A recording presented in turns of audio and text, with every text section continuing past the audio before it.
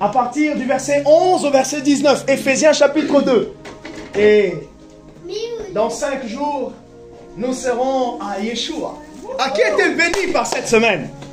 Cette semaine a été vraiment intéressante. Franchement, les orateurs, ils m'ont boosté. Ah, ils m'ont boosté. Ils m'ont boosté. J'espère que je ne suis pas le seul. Ah là là là là là là là. Waouh, waouh. Non, c'est intéressant, c'est intéressant. C'est intéressant. Je vais dire une parenthèse ici. Il va arriver à tout le monde par moment de foi. On dirait que vous luttez par rapport à faire la volonté de Dieu. Vous luttez, vous luttez, vous luttez. L'apôtre Paul nous encourage à ne pas agir selon la chair, mais selon l'esprit. Or, en réalité, ça veut dire quoi, agir selon l'esprit? Agir selon l'esprit, c'est premièrement s'abandonner à l'esprit. Agir selon l'esprit, c'est comprendre quelles sont les voies de l'esprit. Quelles sont les voies de l'esprit? Et les voies de l'esprit sont où? La voix. Quand je dis la voix, c'est V-O-I-E-S. Pas la voix de l'intonation de voix. Les voies peuvent être multiples, mais vont conduire à une seule volonté, un seul dessein.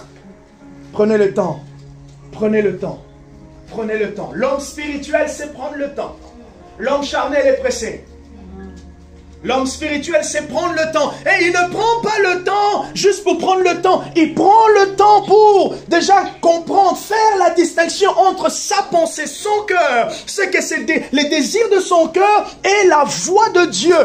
Nous tous, nous entendons la voix de Dieu, mais il y a un cafouillage. L'autoroute de la voix de Dieu, il y a tellement beaucoup de voitures, nos pensées, nos désirs, tout passe. Et des fois, on a du mal à entendre, à recevoir clairement, à ressortir. J'aime bien employer l'image de l'entonnoir. Vous savez, l'entonnoir, à la surface, hein, c'est tellement très ouvert, jusqu'à ce qu'on arrive à une petite pointe. Et lorsqu'on arrive au point culminant, c'est là, au centre, que l'on entend la voix de Dieu. Et comme la Bible peut dire dans 1 Roi chapitre 19 concernant Élie, qu'est-ce qui s'est passé? Il y avait le tonnerre, il y avait plusieurs choses, jusqu'à ce que la voix de Dieu, ou j'aimerais dire autrement, jusqu'à ce que Élie reconnaisse dans le calme doux et léger la voix de l'Esprit.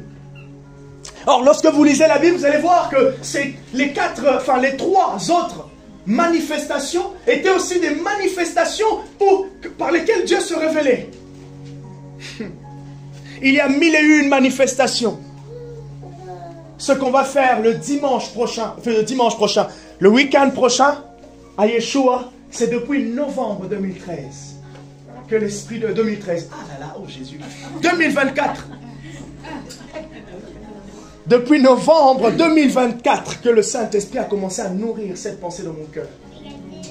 D'avoir une garnison de prophètes. Avec le thème. J'ai pris le temps de prier. Au-delà de tout ce qui est pratique financier pour accueillir tous les orateurs, je voulais savoir vraiment, Saint-Esprit, quand, comment. Je me suis dit peut-être que je vais le faire, on va le faire à Yeshua de janvier. Non. Yeshua de mars. Là, j'ai dit non, non, non, Seigneur. Yeshua de mai. Ça va nous ouvrir quelque chose spirituellement. Ah, et je crois, ah là là là, que le Saint-Esprit va nous booster. Amen. Oui. Ils sont d'où? Ils sont de région parisienne. Ah, d'accord. De région parisienne. Ils sont de région parisienne. Sauf le prophète David qui est en Normandie. Oui, il est en Normandie. J'ai pris le temps. Et quand vous prenez le temps d'attendre Dieu, on n'attend pas Dieu en étant inactif. L'attente de Dieu est une attente active.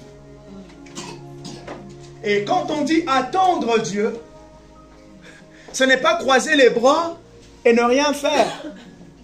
Attendre Dieu est une attente active. C'est pour cela qu'on parle même de l'écoute active. Écouter Dieu est une écoute active.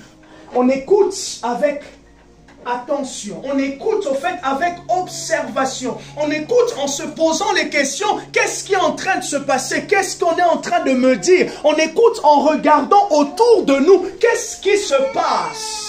Comme Habakkuk peut dire, je me tenais, Habakkuk chapitre 2, le verset 1, je me tenais à mon poste. On écoute en étant sur son poste. Et quel est ton poste? C'est le lieu secret. Le poste n'est pas seulement physique à chaque fois que tu rentres et tu respectes tes heures de prière. Non. L'écoute est une écoute active. Et dans ton poste, c'est dans ton lieu secret. Dieu peut te parler dans ton lieu secret, dans ta chambre physique. Mais Dieu peut te parler aussi au moment où tu es en train de laver les assiettes. Dieu peut te parler pendant que tu es en train de passer l'aspirateur. Un homme de Dieu que j'aime très bien, il s'appelle le bishop David Oyedepo. Il disait, sometimes revelation can come when you are driving. Pendant que tu es en train de conduire, il dit, deux fois j'ai passé 3 jours en jeûne et prière, j'ai prié, God, tell me, dis-moi. Et le Seigneur, tu as l'impression que rien ne se passe. Et c'est ça le défi, de s'approcher de Dieu. Le mot grec c'est aiguizo. Aiguizo qui signifie amener vers, aller vers. Aiguizo, s'approcher de Dieu. Et le défi de nous tous lorsqu'on s'approche de Dieu, c'est de pouvoir rencontrer celui vers qui on s'approche. Mais maintenant, puisqu'on utilise, on comprend au fait dans la pensée française, je m'approche. Donc ça veut dire je vais vers. Nous sommes en train de parler d'une manière physique. Et pourtant, ce n'est pas une manière physique, c'est spirituel. Et c'est là que le challenge, mais pasteur, je ne comprends pas, je m'approche de Dieu, j'ai l'impression que rien ne se passe. Oh, peut-être tu es en train de conjuguer Dieu en français. Tu es en train... Ou soit, c'est quoi la langue de l'île Maurice? Le créole? Oh! Ah non, j'allais dire moins bien, c'est espagnol. Oh Jésus! Le Saint-Esprit m'a pardonné. On est en train de... On est en train de conjuguer Dieu en créole. Non! Quelqu'un a dit, Dieu ne parle pas hébreu. Dieu ne parle pas non plus anglais. Dieu ne parle pas la langue du Congo-Kinshasa, le Lingala. On a 4 langues nationales. Dieu ne parle pas nos 4 langues nationales. C'est pour cela même lorsqu'on dit entendre Dieu, c'est un concept. On parle d'entendre le langage. Et le langage signifie tous les moyens de communication. Le langage, c'est tous les moyens de communication. Pendant que je suis en train de vous parler, je suis en train de vous communiquer avec la bouche, mais je vous communique aussi avec le geste, le gestuel. Et c'est ce qu'on parle d'un langage verbal, ce que vous entendez, et un langage non verbal. Et de fois, ce qui impacte même le plus, c'est le langage non verbal. La personne n'a rien dit, mais simplement regardons ses mouvements. Ce que j'aime, c'est lorsque vous regardez le décryptage politique. Il y avait une émission qui passait, je crois que c'était sur LCI, les décryptages politiques. Oh là là, c'est très intéressant.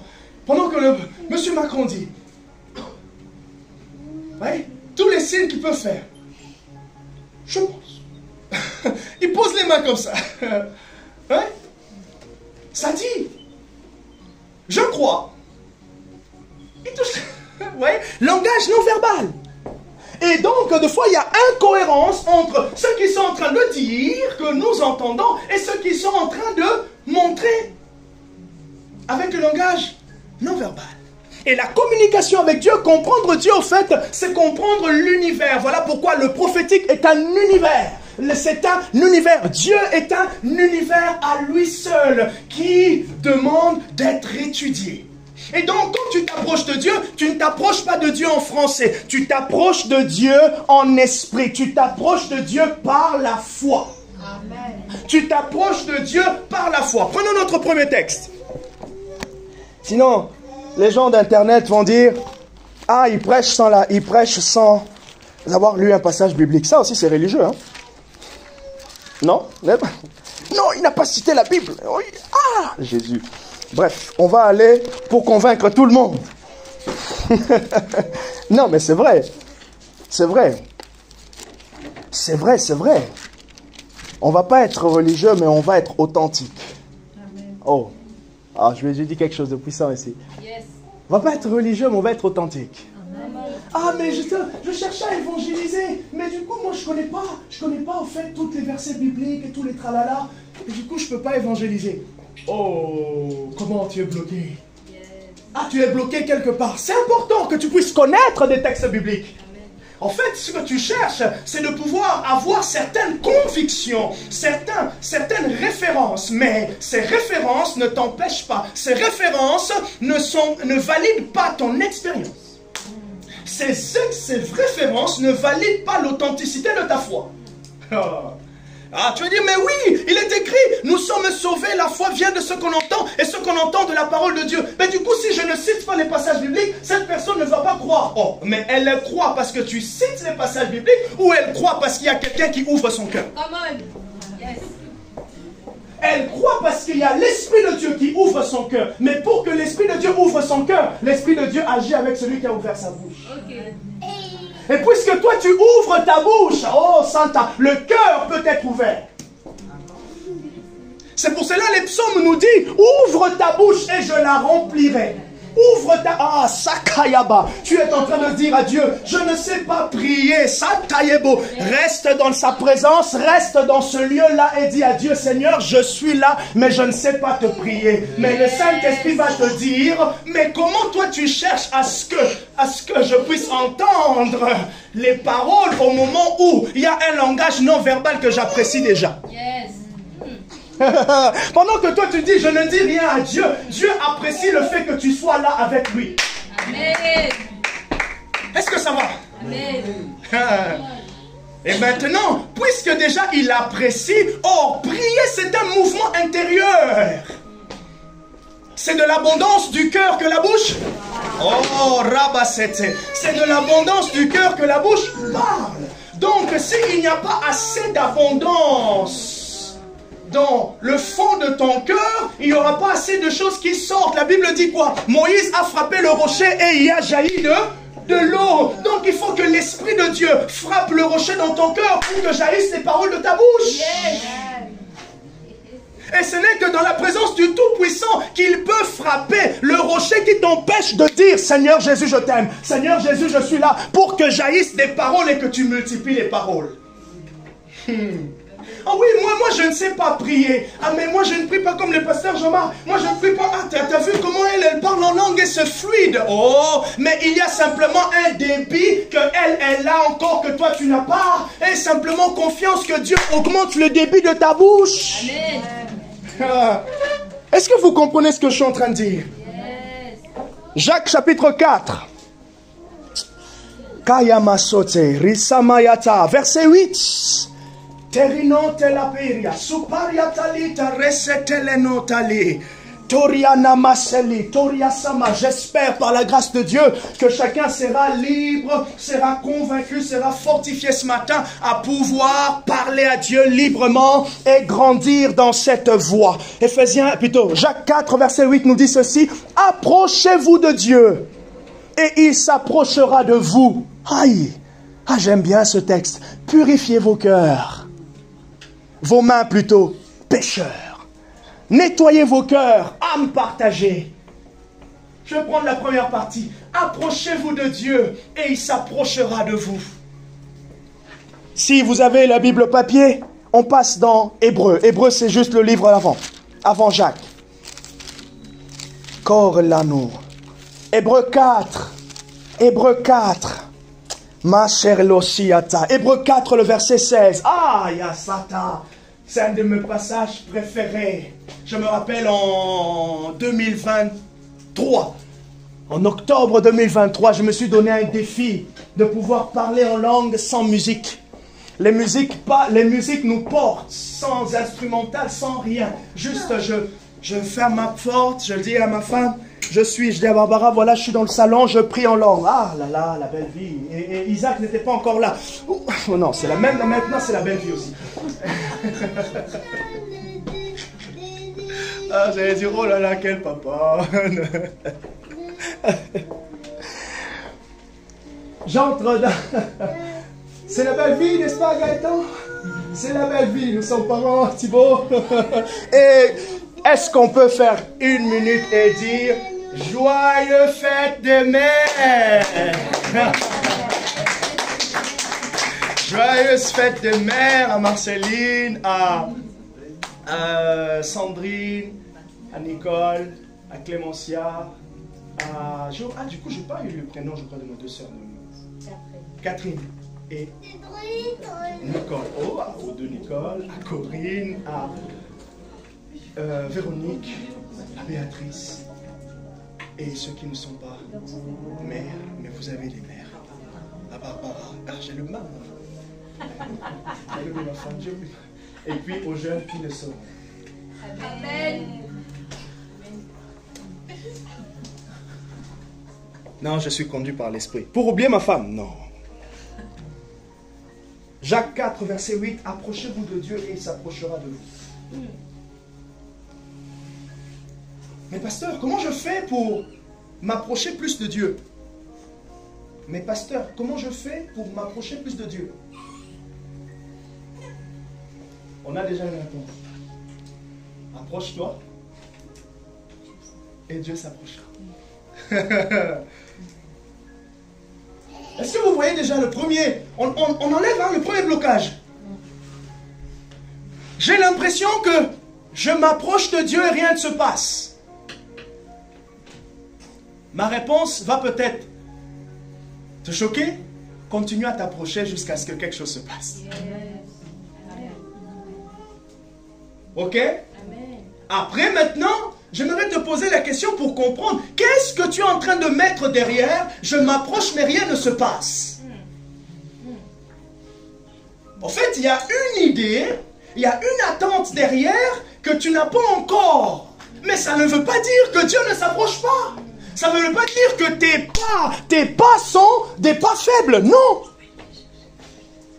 Jacques nous dit, approchez-vous de Dieu et il s'approchera de vous. On continue. Éphésiens 4, à partir du verset 16. J'aime bien ce texte. Il dit quoi? Hébreu, excusez-moi. Hébreu 4, merci beaucoup. Il y a une écoute active. Gloire au Seigneur. Hébreu 4, verset 16. Approchons-nous donc avec assurance du trône de la grâce afin d'obtenir miséricorde et de trouver grâce en vue d'un secours opportun. Il nous encourage à nous approcher de Dieu. J'ai dit que approcher de Dieu vient du mot grec aiguizo, qui signifie aller vers, mener vers. Et là, Hébreu nous encourage à nous approcher de Dieu. Dans quelle attitude? Avec assurance. Ah mais pasteur, je ne sais pas si vraiment Dieu m'écoute. Je fais comme tu as dit, mais je t'assure, rien n'a changé. Tu as fait comme j'ai dit. Sûrement, mon conseil était biblique. Donc, on a tous obéi à Dieu. À chaque pas d'obéissance, il y a un résultat, immédiat ou futur. Donc, moi et toi, attendons le résultat.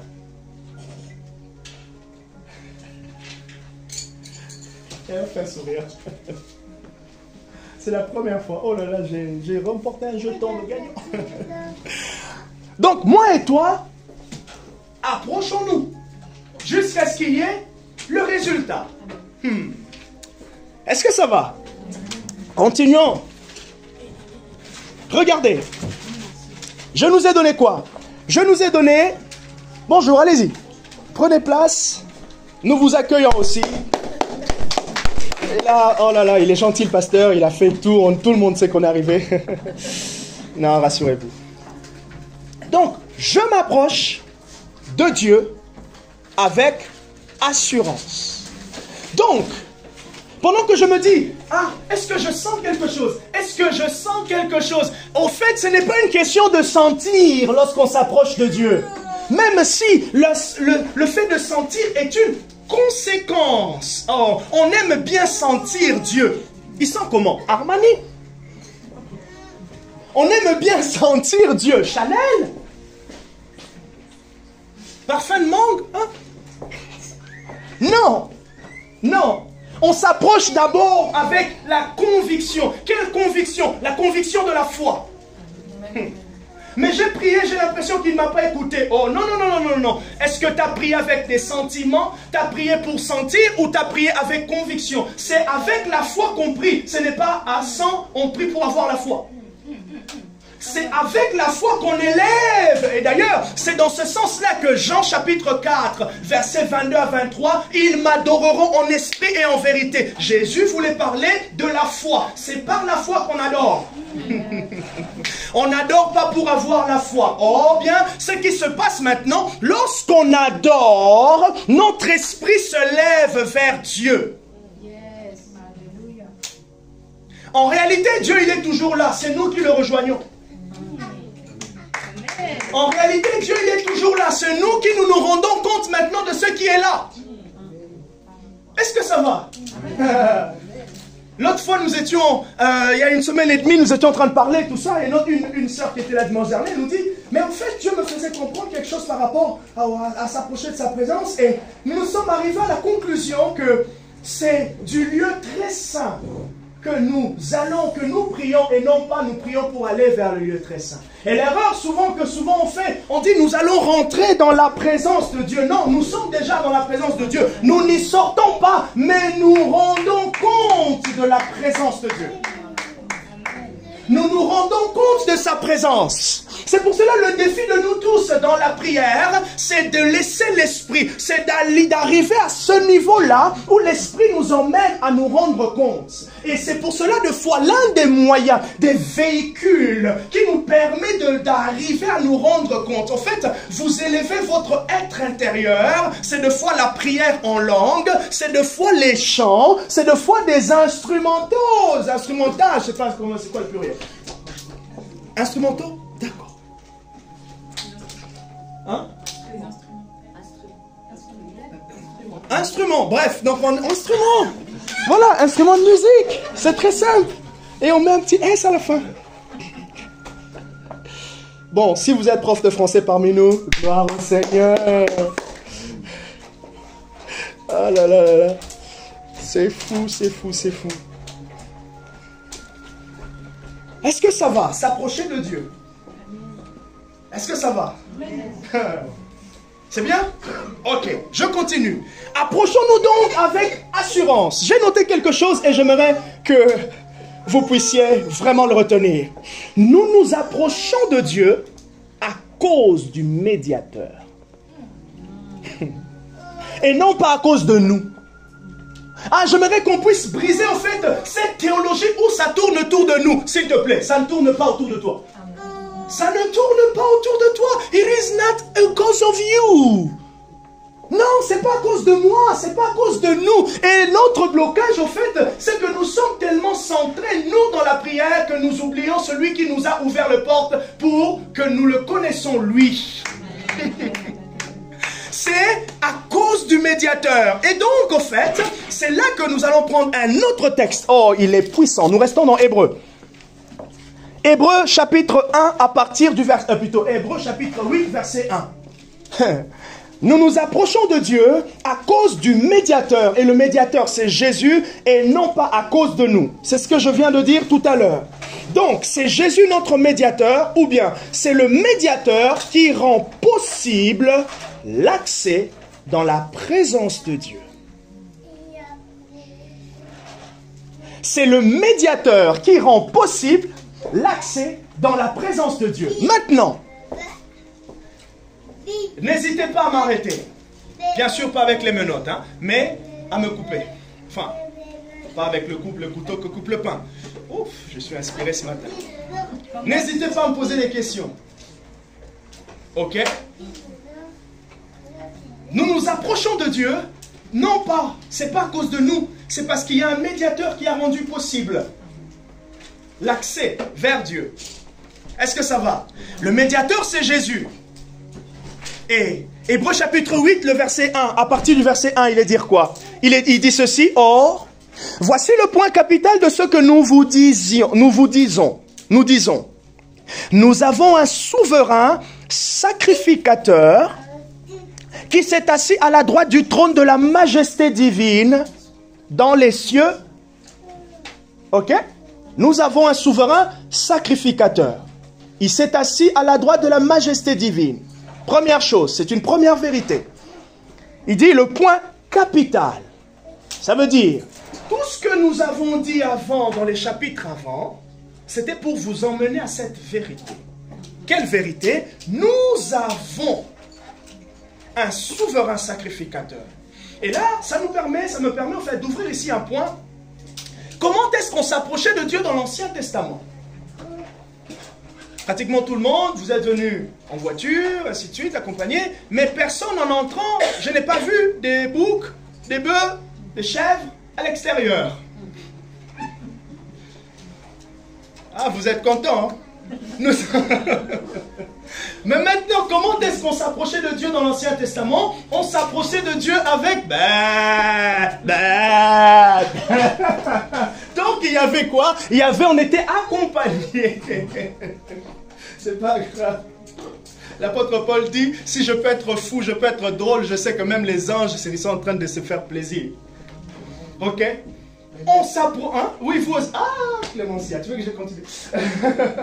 Donc, mais on s'approchait de Dieu avec des boucs, avec tous ces animaux-là. L'Ancien Testament, c'est comme ça, on s'approchait de Dieu.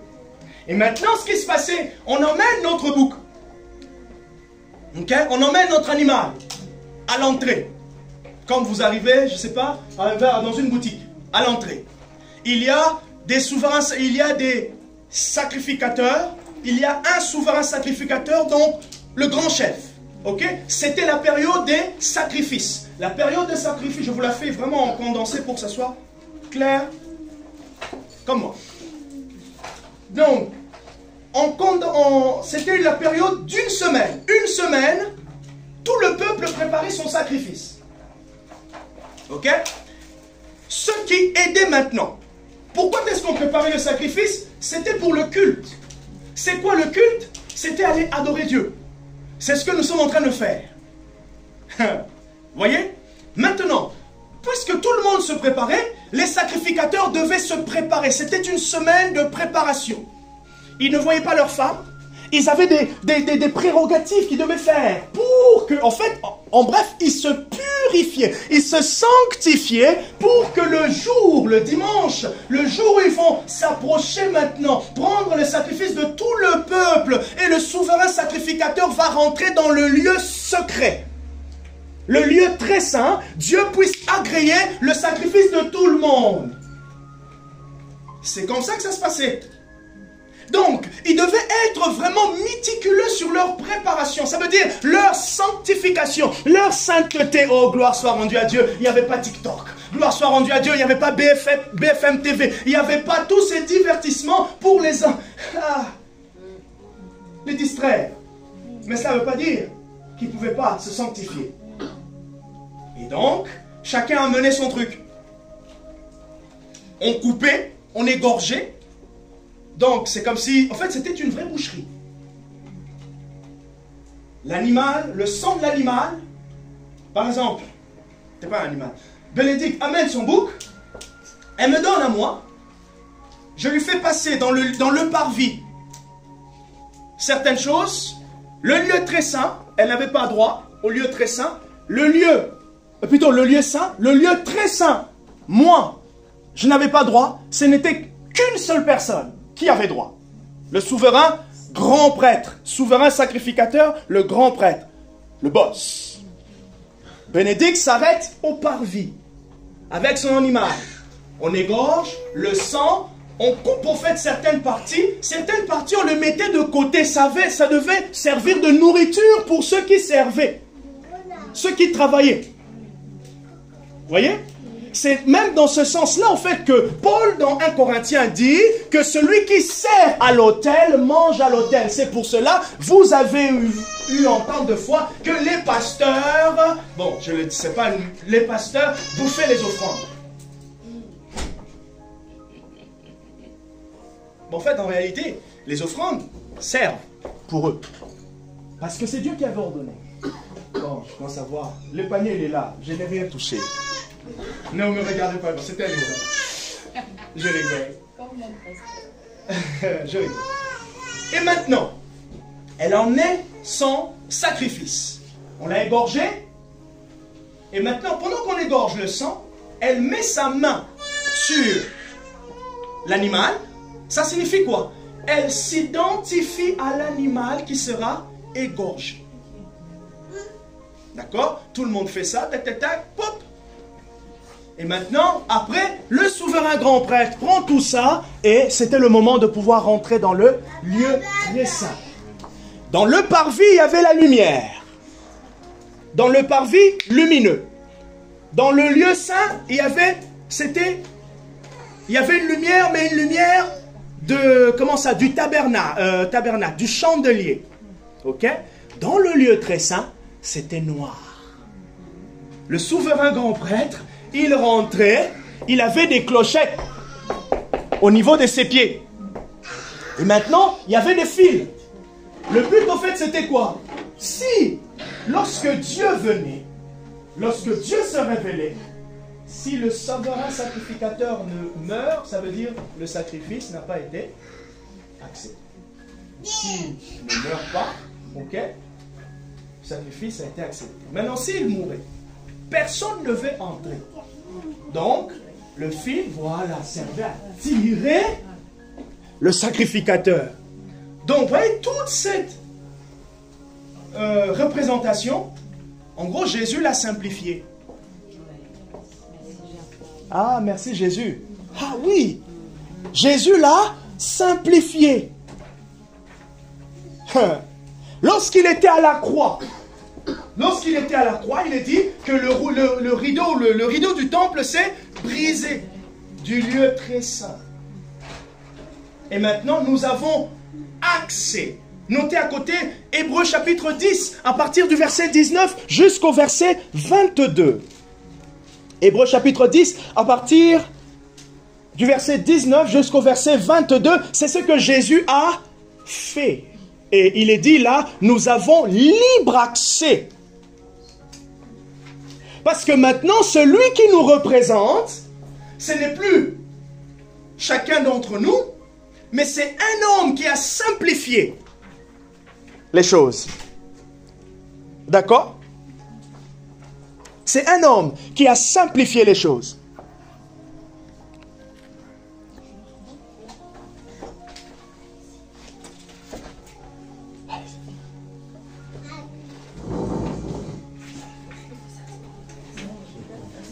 Non, raison.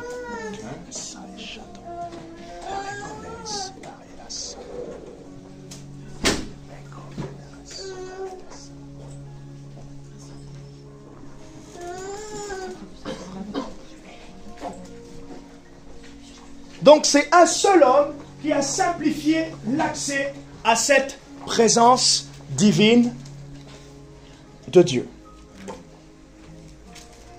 Et maintenant, quand Hébreux dit, le point capital, c'est qu'il dit, le but, c'est ça. Et regardez, il est le ministre du sanctuaire et du véritable tabernacle. Le tabernacle qui est dressé par le Seigneur et non par un homme. Moïse avait reçu l'ordre de pouvoir bâtir un tabernacle. C'était un tabernacle bâti par Moïse qui représentait ce que Christ allait faire, qui préfigurait ce qui allait venir. Et ça, c'est très intéressant. Ça préfigurait, ça veut dire Dieu était en train de nous donner l'image, l'ombre d'une vérité en plus. Dieu nous donnait l'ombre d'une vérité en plus. Et donc, il dit, il est le ministre du sanctuaire. C'est quoi le sanctuaire? Le sanctuaire, c'est le chemin qui conduit, au fait, à cette présence. Mais ce n'était pas un chemin comme nous sommes en train de l'imaginer. C'est, au fait, toute cette pratique. C'est ça, le sanctuaire. C'est ça, le chemin du sanctuaire. Toute cette pratique qui conduit jusqu'à ce que Dieu puisse accepter le sacrifice du peuple. Et maintenant, toutes ces choses-là, il y a une seule personne qui a rempli parfaitement, une seule fois, une fois pour toutes, et nous n'avons plus besoin d'en faire. Pourquoi? Parce que il a été agréé de Dieu. Il a été accepté de Dieu. C'est là maintenant en fait que Jésus est très intéressant. C'est là qu'on comprend en fait la valeur et la puissance du sacrifice de Jésus. C'est là aussi que ces vérités transforment notre manière dont nous nous approchons de Dieu. C'est là que je dis, ce n'est pas question de toi. Tu n'es pas celui qui est au centre. C'est Jésus qui est au centre. Maintenant, puisque Christ est au centre et c'est lui qui favorise cela, c'est lui qui le rend possible, c'est maintenant à nous comment est-ce que nous nous approprions cette vérité afin que nous l'expérimentions pleinement. Ce n'est que question de ça. Oui. Je crois que c'est vraiment lié aussi à la métaphore de l'agneau immolé. Parce que c'est du coup Jésus qui est cet agneau. C'est ça, la métaphore de l'agneau immolé. Le sacrifice qui a été tué, rendu. Il est le ministre du sanctuaire. Il est celui qui nous conduit dans cette présence de Dieu. C'est pour cela, en fait, nous nous approchons de Dieu. Même lorsque vous êtes en train de prier en langue, même lorsque vous êtes en train de chanter, ce ne sont pas des formules magiques que nous sommes en train de faire. Non, non. Ce n'est pas des formules magiques, ne sont pas des devins. J'avais sorti chercher une blague. Non. On va parler en langue. Tu crois, en fait, puisque tu parles en langue, on dirait que tu es un magicien. Tu crois que tu es en train de faire une formule. Non, rien. Non, Santa Yaba. Non, non, non, non, non. Non, c'est à cause de Jésus. C'est parce que Jésus est là. En fait, ce qui est en train de se passer. Voyez Bénédicte, Barbara, Marie, tout ce qu'elles sont en train de faire, tout ce que nous sommes en train de faire, c'est Jésus. Le Saint-Esprit est en train de nous dire, pour rentrer dans la présence de Dieu, pour vivre, expérimenter Dieu, il y a un homme qui est placé au centre. Alléluia. Et même lorsqu'on dit, on tourne nos regards vers Christ. Attention, torticolis peut être à côté. Non, nous sommes en train de nous rendre compte de Jésus. Amen. Nous nous rendons compte. Et alors, de manière pratique, qu'est-ce que tu fais? Tu prends, tu réfléchis à toutes les vérités que tu connais. Yes. Tu les acceptes. Tu les reçois. Je vais dire quelque chose de puissant. Souvent, on cherche le chemin de la révélation sans passer par le chemin de l'information. La révélation passe par l'information. Et l'information signifie compréhension. L'information doit aboutir à la compréhension pour que la compréhension produise l'adhésion et les actes. Ah, c'était beau, hein? Oui, même moi si j'ai aimé. Donc, je nous prêche. Vous comprenez? Vous avez compris? Votre cœur va adhérer. Or, ce n'est pas vous-même qui allez adhérer. L'esprit qui rend facile la compréhension vous donne d'adhérer. Et puisque vous avez adhéré, vous allez quoi? Obéir. Et des fois, on cherche le chemin de l'obéissance avant même qu'on puisse accomplir. Comment accomplir? Comprendre. Lorsque l'Esprit viendra, Jean 16 ou Jean 14, il vous enseignera. Il vous enseignera. Et bien, Romains chapitre 10, à partir du verset 9, il dit, la parole est dans ta bouche, elle est près de toi. Si tu confesses le Seigneur de tout ton cœur, si tu crois, tu seras sauvé. Or, avant qu'il y ait confession, il y a eu conviction. Yes, amen. Parce que ce n'est que celui qui est convaincu qui confesse. Ce n'est que celui qui est convaincu qui confesse. Et celui qui est convaincu par l'Esprit. Et l'Esprit se sert maintenant. Romains chapitre 10, juste un peu plus loin. Comment est-ce qu'ils croiront s'il n'y a personne qui annonce, qui prêche? Et comment est-ce qu'ils viendront en fait? Vous voyez, il y a un cheminement. Des gens qui annoncent, des gens qui écoutent. Et puisqu'ils écoutent, l'Esprit œuvre en eux. Transforme. Et quand l'Esprit transforme, il proclame. C'est pour cela, nous enseignons. Même lorsque vous méditez, vous posez la question. Ah oui, après, tu te poses la question à quelqu'un qui est croyant, ta soeur. Après, jusqu'à ce que tu... Ah ben oui, c'est vrai. Eh ben oui, je veux le faire.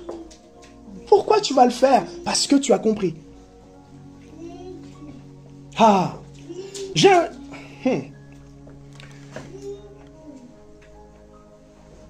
Je nous ai donné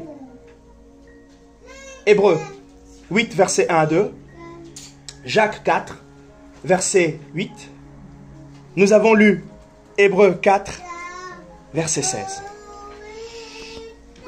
J'aimerais que vous puissiez garder pour vous ce psaume 73, verset 28. Psaume 73, verset 28. Si quelqu'un l'a trouvé, qu'il le... Psaume 73, verset 28 nous dit: pour moi, m'approcher de Dieu, c'est mon bien. Pour moi, m'approcher de Dieu, c'est mon bien. Ce passage, je reviens, je vous ai dit tout à l'heure que je me lançais dans une expérience de parler en langue, prier, passer du temps avec Dieu sans musique. Comme là, la musique est coupée. J'étais dans mon salle, dans notre salon, dans le...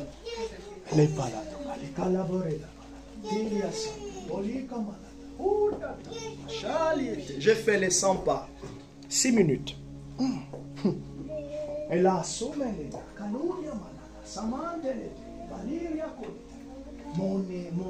j'avais toutes les pensées qui me venaient. Toutes les tâches que je n'avais pas faites. Et toutes les tâches que je devais faire. Vous savez, ça nous arrive nous tous, non? Dès que vous êtes dans la présence de Dieu, vous avez comme une distraction. Le premier visiteur qui vient, ce n'est pas la parole révélatrice, c'est la distraction. Alors, je vais vous donner un conseil. C'est tout à fait normal. Ce qu'il faut faire, pendant que vous êtes en train de prier. Il faut que je dise à Gaëtan qu'il puisse acheter les couches. Il faut que je fasse ceci. Prends ton post-it. Note. Ça veut dire, fais sortir cette pensée de ta tête. Ne dites pas d'abord, c'est le diable qui est en train de venir, même si. Écris d'abord.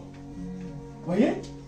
Pendant que tu es en train de prier, toutes ces pensées. Après vous allez me dire, mais pasteur, t'es sûr? Même si vous avez des cas particuliers, on se voit après l'église. Mais, vous notez, pendant que vous êtes en prière, et des fois même pendant que tu es en train de prier là, tu voulais aller voir les versets bibliques sur Google, et là tu vois la notification de ton ami. Oui, je serai là. Tu lis et tu lui réponds. C'est pas grave, réponds, continue. Pourquoi je fais ça?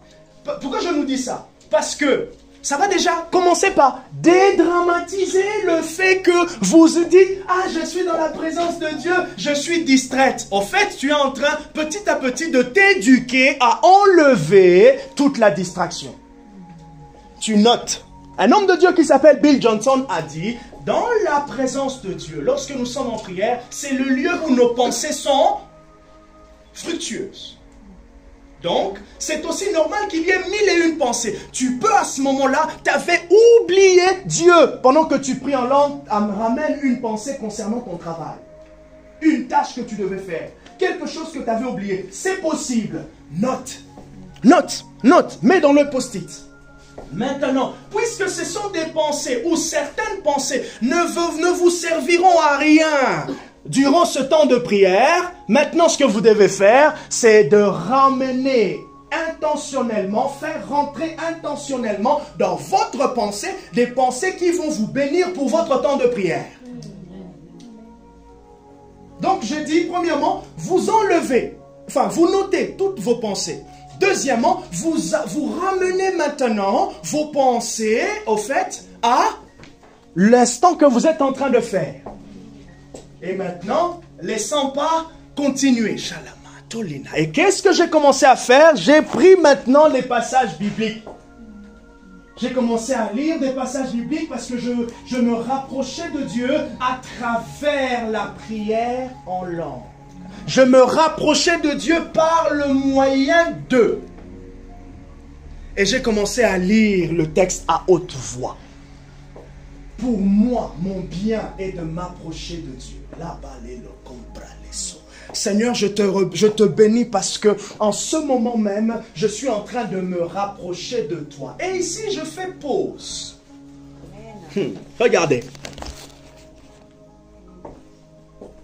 Jacques dit, approchez-vous de Dieu et il s'approchera de vous. Quand je suis en train de dire, Seigneur, je me rapproche de Dieu, je veux que mon âme soit bénie par la plénitude de l'Esprit de Dieu qui est présente à ce moment-là, parce que la Bible dit, ceux qui s'approchent de Dieu croient. Hébreux chapitre 4, verset 6. Ceux qui s'approchent de Dieu croient que Dieu existe et qu'il rémunère ceux qui le cherchent. Donc, puisque j'aimerais que mon âme soit bénie, c'est là maintenant que je vous rejoins lorsque vous disiez, mais je n'ai rien senti. En fait, c'est ça. Quand mon âme est bénie, il y a des convictions, il y a une présence. Ça veut dire, mon esprit va se rendre compte que Dieu est là. Premièrement, vous aurez la conviction que Dieu est là. Et cette conviction que Dieu est là peut être manifeste par une image, une vision, ou soit par une sensation corporelle. Vous avez compris en fait le cheminement? Vous êtes rempli, vous réalisez que ce moment est un moment béni. Même lorsque vous êtes en train de parler, vous parlez à vous-même parce que vous voyez que vous êtes dans une pièce où vous êtes toute seule, mais vous savez par la conviction de l'esprit que vous n'êtes pas seul. Parce que la Bible dit que celui qui s'approche de Dieu croit que Dieu existe et que Dieu rémunère. Ah! Je continue avec mon exemple. J'ai commencé à relire. Maintenant, je lisais à haute voix le passage biblique. Pour moi, Psaume 23, 73, verset 28. Pour moi, m'approcher de Dieu est mon bien. Merci Seigneur, parce que c'est un bien fou. Merci parce que tu me fais du bien. Merci parce que tout ce qui se passe maintenant est ce que je vois, ce que je ne vois pas. Et j'ai commencé maintenant à défier et à dire, même maintenant où je ne sens rien, Seigneur, maintenant je ne sens rien. Mais cela ne veut pas dire que dans 2 heures, dans 1 heure, dans 30 minutes, je resterai comme ça. Je sentirai ta présence. J'ai commencé à m'arroser de ce que ce à quoi je m'attendais. Ah, je vous assure. À un moment donné, 1 heure après, 1h25. Ah, ah, oh là là, ça commençait à être beau. Et c'est là que je veux encore ajouter quelque chose. J'ai dit tout à l'heure, c'est de l'abondance du cœur que la bouche parle. Vous êtes en train de prier en langue. Généralement, ce qu'on s'attend tous, c'est que le flux des langues, le flux de langue, l'intensité, le débit des paroles. Ok? Des fois, avec le débit des paroles, ça dégage quelque chose. Lorsque vous avez l'impression que rien ne se passe, vous aurez aussi l'impression que même les langues ne sont pas spirituelles. Et là, laissez-moi vous dire, elles sont spirituelles. Donc, tout le monde, des fois, quand il commence à parler en langue, vous avez l'impression que là-bas, vous parlez de Bali, vous l'Obilibilibili, Indonésie, Malaya, les chaînes de Malaya, Balakalakata. Vous avez l'impression que vous êtes en train de blou. Heureusement que vous êtes en intimité, votre mari, votre grande sœur, votre famille savent que c'est spirituel. Laissez-moi vous dire, les langues ne sont pas spirituelles parce que vous avez senti. Les langues sont spirituelles parce qu'elles viennent de l'intérieur. Et dans votre être intérieur, c'est l'esprit. Amen. Au début, je reviens à mon exemple. J'avais 1001 pensées. J'ai noté sur mes post-it. J'ai pris ce passage. J'ai pris le passage de Hébreux. Je l'ai récité. J'ai cité. Et je sentais qu'en fait, on dirait que je me recherchais. Donc, je vous dis aussi, par moment, vous serez en train de prier et vous avez l'impression que vous vous recherchez. J'ai bien dit, vous avez l'impression que vous vous recherchez. Prenez ça sur plusieurs formes. C'est comme si, en fait, il y a un point de stabilité que vous êtes en train de chercher à trouver. Et ça, en fait, c'est le travail de la présence de Dieu. C'est le travail de l'Esprit de Dieu. C'est dans le point culminant. Il dit quoi? C'est le point culminant, le point capital de ce que nous vous disons. Vous connaissez la boussole, non? Jusqu'à ce qu'elle puisse trouver le nord. Lorsqu'elle trouve le nord, elle se fixe. Jusqu'à ce que le Saint-Esprit vienne trouver en nous, nous permette, et lorsqu'on se fixe, c'est là que vous avez tout ce que vous recherchez. J'ai eu une image, j'ai prophétisé, j'ai eu la conviction, j'ai eu tout ceci, j'ai senti que Dieu était là, lorsque vous vous fixez. Mais le travail de se fixer peut prendre du temps. C'est pour cela, de fois, les quick, pas la fast food, hein. quick prière, de fois, ça ne marche pas toujours. Et puisque ça ne marche pas toujours, et que, de fois, on n'est pas habitué à prendre le temps avec Dieu, eh bien, on ne trouve pas. On ne trouve pas. Un homme de Dieu qui s'appelle David Diga Hernandez, un Américain d'origine mexicaine, je crois, il a dit, sometimes, des fois, quand je rentre dans la présence de Dieu, je prie, des fois, il me faut, c'est au bout de 4 heures, que j'arrive à cette symbiose, cette harmonie, je veux dire harmonie, cette synchronisation. C'est pour cela, en fait, prier longtemps. Des fois, c'est ça, prier longtemps. On prie longtemps parce que, c'est pour arriver vraiment à écarter de fois tout et alors tout. C'est le samedi, de fois vendredi, que je me focalise sur ce que je dois dire. Parce qu'il y a beaucoup à dire. Mais ce n'est pas parce qu'il y a beaucoup à dire que c'est la parole, la bonne parole pour nos oreilles. Et donc ça prend de fois le temps.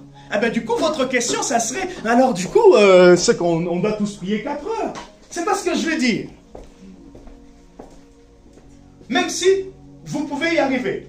Amen. Mais ce que je veux dire par là, c'est quoi? C'est que chacun doit aller jusqu'au point d'équilibre. Yes. Et le point d'équilibre peut... En fait, quand maintenant mais c'est là maintenant que c'est bien. Quand maintenant vous devenez habitué à prendre le temps jusqu'à aller au point d'équilibre, vous réduisez votre entrée dans le point d'équilibre. Je le répète. En fait, vous devenez rapidement conscient. Là où ça devait vous prendre 1 heure, ça commence à vous prendre 25 minutes. Là, brosotto. Je pense que Dieu est en train de me dire ceci. Je pense que Dieu est en train de me dire ceci. Là où ça devait vous prendre 1 heure avant, maintenant ça vous prend 5-10 minutes. N'avez-vous pas déjà rencontré ces hommes de Dieu qui disent, nous allons prier pour entendre Dieu? Que Dieu nous parle maintenant. Je crois que le Saint-Esprit est en train de faire ceci. Je vais vous dire l'envers du décor. Comme ça, vous allez être conscient. De fois quand les hommes de Dieu, les pasteurs vous disent, je pense que Dieu est ici. Premièrement, c'est de fois pour ramener notre concentration à la vérité. Deuxièmement, de fois quand ils le disent, c'est parce que intentionnellement maintenant ils veulent activer. Parce que nous possédons déjà l'Esprit de Dieu. Un homme de Dieu qui s'appelle prophète Emmanuel Makandi avait dit ceci concernant le prophétique. Il a dit, le prophétique ce n'est pas aller vers la parole de Dieu, mais c'est s'ouvrir à la parole de Dieu qui est ambiante. Je ne sais pas si vous voyez. Entendre les paroles de Dieu sont là. Mais simplement, vous voyez, notre être intérieur n'a pas capté, n'a pas saisi. Et c'est maintenant lorsqu'on saisit que je peux dire, ah tiens, ma soeur Béatrice, je pense qu'il y a une parole pour Dieu, pour toi. Et de fois, c'est l'Esprit de Dieu qui attire mon attention, comme c'était le cas d'Exode pour Moïse. Mais de fois aussi, c'est moi qui dis à Dieu, Seigneur, j'aimerais pour Béatrice, j'aimerais pour ma soeur, j'aimerais. Et puisque Dieu aime parler à son peuple, il va parler à son peuple. Dieu ne va pas me fermer la porte. Et donc Dieu ne te ferme pas la porte lorsque tu fermes ta porte et tu lui parles. Je ne sais pas si vous voyez. Et ce point d'équilibre, chacun en fait s'habitue. Et c'est là maintenant qu'on parle de la pratique de la présence de Dieu. Chacun connaît, va apprendre avec Dieu à son point d'équilibre. C'est pour cela que quelqu'un va dire, vous savez, au début de votre vie chrétienne, moi j'aime beaucoup les louanges, j'écoute beaucoup les louanges. Oui, au début, commence avec les louanges, jusqu'à ce que Dieu va te faire passer où tu sentiras que tu passeras à autre chose. Ah oui, vous savez, pour qu'une parole vienne vraiment de Dieu, moi j'aime, lorsque Dieu me parle, il me donne un passage biblique. C'est faux. Au début, oui, ça te rassure, mais plus tard, c'est pas toujours ça. Non pas parce que tu écouteras des faussetés, non, simplement parce que plus tu grandis, tu es conscient maintenant de celui que tu écoutes. Et puisque tu es conscient de celui que tu écoutes, tu n'as plus de doute de celui qui pouvait passer là. Tu sais maintenant discerner, non, ça c'est moi, ça c'est le diable. Mais au début, comme un enfant qui marche, il a besoin de se rassurer sur certaines choses. Et cela veut dire aussi, Dieu peut aussi te parler, il te donne une image et il te donne un texte biblique. Donc ce n'est pas toujours fixe, c'est variable. Les manifestations sont variables, mais celui qui révèle n'est invariable. Celui qui ne change pas, c'est Dieu, mais les méthodes changent. Est-ce qu'on est... On est d'accord, s'approcher de Dieu et ses bénéfices. Ah, est-ce que ça va? Ça vous a aidé? Beaucoup? Ok. Souvent, je vais terminer par... J'ai dit beaucoup de choses que j'écoute beaucoup. Ah, je ne suis pas une bonne chrétienne. Je ne suis pas une bonne chrétienne. Ah, parce que je ne lis pas beaucoup ma Bible. Je ne prie pas assez. Je ne jeûne pas beaucoup. Je vais rarement à l'église. Je ne paye pas ma dîme. Tu vois d'ailleurs, le mois dernier, je n'ai pas pu donner parce que les dépenses... Je ne suis pas une bonne chrétienne parce que quand je ne sens rien quand je prie. Une autre parole que j'entends souvent, tu penses que Dieu va m'accepter? Je n'arrête pas de lui promettre, mais je ne réalise pas. Autre chose, je lutte beaucoup avec ce péché. Je me bats pour l'arrêter. Je ne sais pas si Dieu va exaucer mes prières, les prières que je lui fais. J'ai l'impression que Dieu se dit, je suis un aventurier. Et toutes ces écueils-là, de manière pratique, au fait, ça fragilise la manière dont on va aller vers Dieu. Alors, quand quelqu'un dit, je ne suis pas une bonne chrétienne, je ne fais pas ceci, je ne fais pas cela. Le côté, le terme c'est quoi? Voilà, merci. Le côté subtil c'est quoi? C'est que c'est en train de traduire une vie chrétienne de la performance. La vie chrétienne, ce n'est pas une course de performance. J'aime bien ce que le pasteur Rodin, qui sera là vendredi dernier, il dit, le ministère, l'œuvre de Dieu, ce n'est pas de la performance, mais c'est de l'endurance. L'endurance, c'est tenir longtemps. La performance, c'est rendre dans un temps court quelque chose, beaucoup de résultats. C'est pour cela, Paul, il dit, j'ai couru, j'ai combattu le bon combat de la foi. Toi et moi, c'est le bon combat de la foi. Et la course de la foi, c'est jusqu'à ce que le souffle soit ôté. Yes, amen. La course de la foi, ce n'est pas jusqu'à ce que je délivre, pour ces 3 jours de jeûne. J'ai jeûné comme le pasteur a dit. Il avait dit 1 heure tous les jours, j'ai fait 1 heure tous les jours. Oui, c'est bien, tu as obéi, c'est très très très bien. Mais maintenant, enlève la performance. Alors, c'est quoi le bon côté? Le bon côté maintenant, en fait, comment prendre le bon angle? Le bon angle, souvent, quand les gens disent « Je ne suis pas une bonne chrétienne. Je ne pense pas que je suis assez discipliné. » C'est que les gens confondent, et nous confondons souvent, devoir du chrétien et droit du chrétien. Le devoir, c'est ce que nous devons faire. Ce que nous sommes, je ne veux pas dire devons faire, mais plutôt ce que nous sommes invités à faire. Ce que nous sommes encouragés à faire. Or, ce que nous sommes encouragés à faire, et de fois on ne comprend pas la dynamique. La dynamique, c'est que la personne entend. Elle a compris, l'esprit produit en elle l'obéissance et elle s'engage. Vous voyez? Et même maintenant, lorsque la personne commence son engagement, la personne oublie au fait que c'est un processus. C'est plus que... C'est tout au long de ta vie que tu vas apprendre. Quand je donne l'exemple de 1 heure, 30 minutes, 45 minutes, 2 heures, tout ceci, ce sont des exemples. Ça s'est rentré dans un processus. Ne le prenez pas comme des données figées dans le temps, à l'instant présent. Yeshua, on va passer 3 heures du temps. Ça commence à être facile, mais quand on a commencé, c'était peut-être... Non, on a commencé, c'était bien. C'était bien, on est arrivé. Mais quand j'ai dit ça à tout le monde, à Marie et tout ça, waouh, ça sera une première. Oui, c'était une première, mais on l'a fait. Vous voyez, on monte et ça devient une habitude. Pourquoi? Parce qu'on s'est donné le temps de progresser. Et du coup, puisque nous avons tous ces écueils qui nous empêchent de nous approcher de Dieu, qu'est-ce qui ça résulte? On arrête de s'approcher de Dieu parce qu'on se dit nous sommes une mauvaise chrétienne. Ma question du coup, c'est quoi être une bonne chrétienne? J'ai fermé ma Bible, je vous écoute. C'est quoi être un bon chrétien? C'est quoi être une bonne chrétienne? La chrétienté de faire, je fais. Mais au fait, j'aimerais lire là. Pasteur, j'ai pas lu ma Bible. J'ai pas lu ma Bible. Il y a des jours, je ne la lis pas. Mais elle revient dans ma tête. Il y a des jours où vous n'avez pas eu le temps de lire, mais vous avez peut-être pensé.